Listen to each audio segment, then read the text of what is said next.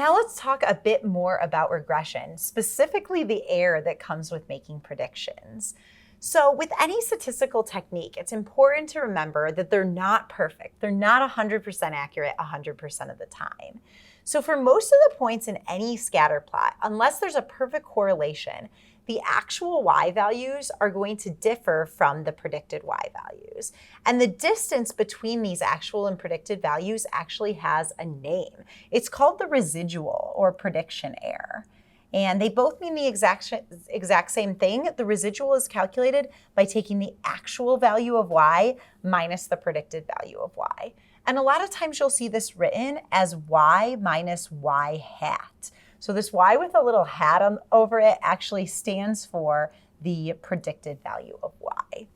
So let's talk a bit about residuals. They are just the vertical distance between the points and the regression line. So graphically, if I was looking at this and I had a regression line and a bunch of points were scattered around the regression line, the distance between the point and the line is the residual.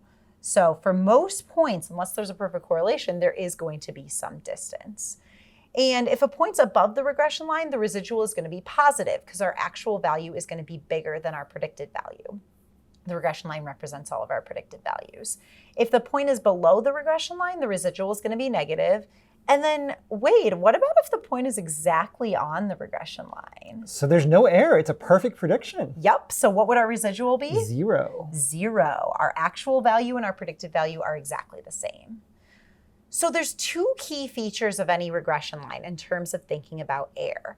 And the first is that for any regression line, the average and the sum of the errors is always 0 because the positives and negatives cancel out. So if we calculated all the residuals and added them together or took the average, we'd get 0 every single time. The second key feature is that we can actually measure how big these errors are through looking at the standard deviation of the errors. And this is a measure of the typical spread of the data around the regression line. So it says, on average, how far are all of our points from the line? So if this value is really big, that means we have a lot of error. If it's really small, or even if it's 0, that means we have no error.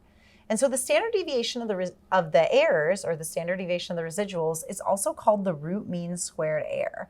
And from now on, I'm actually going to refer to it as RMSE. I think that's the easiest way to say this. People say RMSEs all the time. Yes. So again, the RMSE, really all it is the standard deviation of the errors, or of the residuals. And it's a measure of how accurate our predictions are.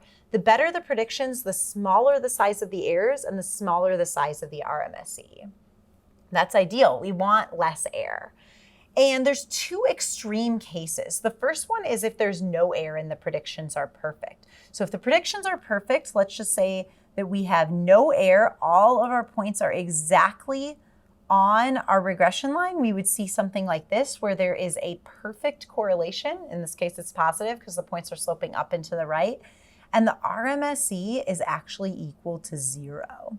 So it's important to make note of that difference between the RMSE and the correlation. If the correlation is 0, that means something else. When R is 0, we actually see just kind of a blob of points scattered around that form no linear relationship. And the regression line is usually a flat line through the average of y. So this is when R equals 0, and in this case, the RMSE is actually just going to be exactly equal to the SD of y, because we're basically just looking at, we're guessing for our predictions the average of y, and then the spread is just going to be the SD of y. That makes a lot of sense. Yeah, so we can see this in the formula. There's an easy formula for computing the RMSE that is listed below. So it's the square root of 1 minus r squared, the correlation coefficient, times the SD of y. And we can see that if r was 0, if I plugged in 0 right here, I'd get 1 minus 0 squared, which is 1, times the SD of y. So that makes sense for our formula. If r is 1, if I put 1 right here, I'd get 1 minus 1, or 0, times the SD of y, so the RMSE is 0. So we can kind of check those extreme cases by knowing the formula.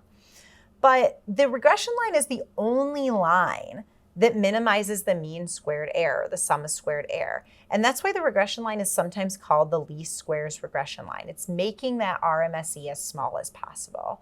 And a lot of times you'll hear this type of regression called ordinary least squares regression, which is just exactly what we're doing, trying to minimize that error.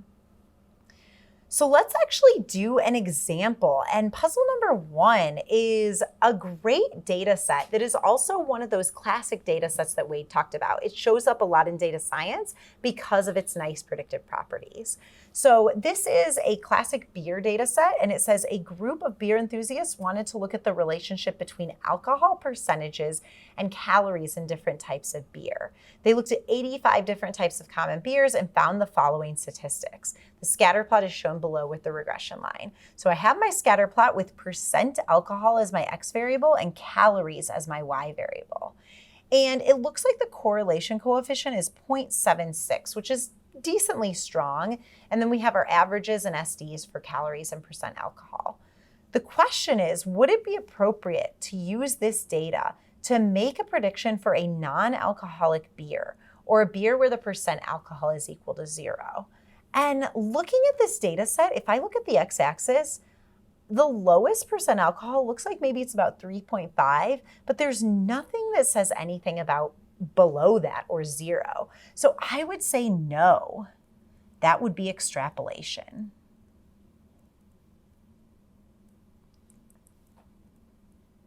I can't guarantee that this linear relationship continues all the way down to x equals 0. So I don't want to do that. I just want to make predictions based on the data that I have.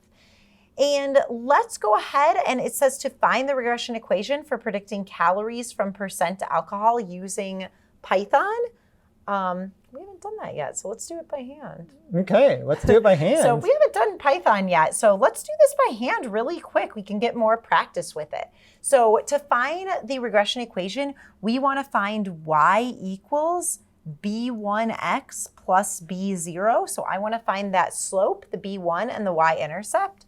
So to find the slope, I'm just going to take r times sdy over sdx. R in this case is 0.76 times, in this case, we know from our graph that x is percent alcohol and y is calories. So I am going to do 26.8 SD of y divided by percent alcohol, which is 0.6 to get my slope. Your slope is 33.95. 33.95.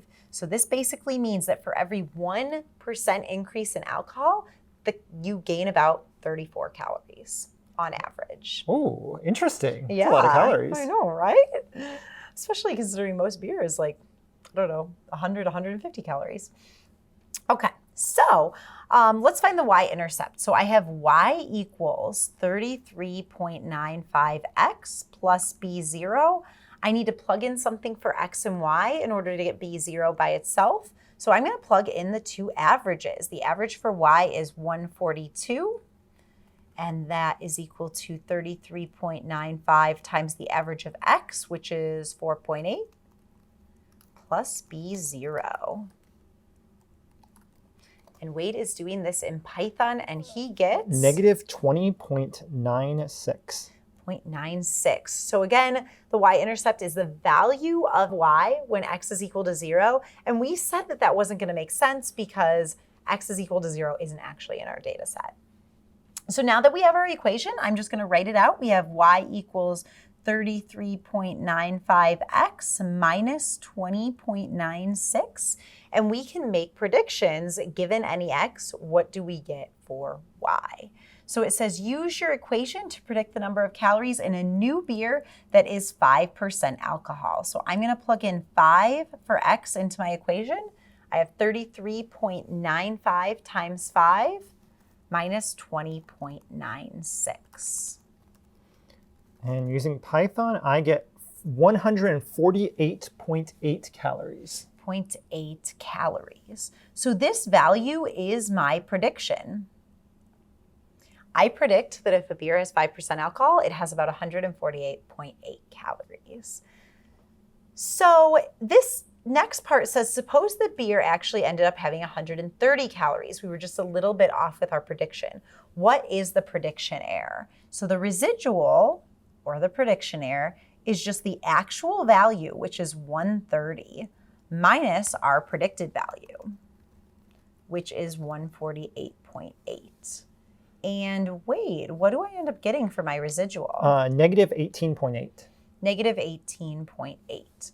So what this means is our actual value was lower than what we predicted. So if I look at this point on the graph, if I go to 5% alcohol, this is probably, I'm guessing that this might be the point, one of these two, because the actual number of calories was 130. And then the distance between the line to my point is my residual.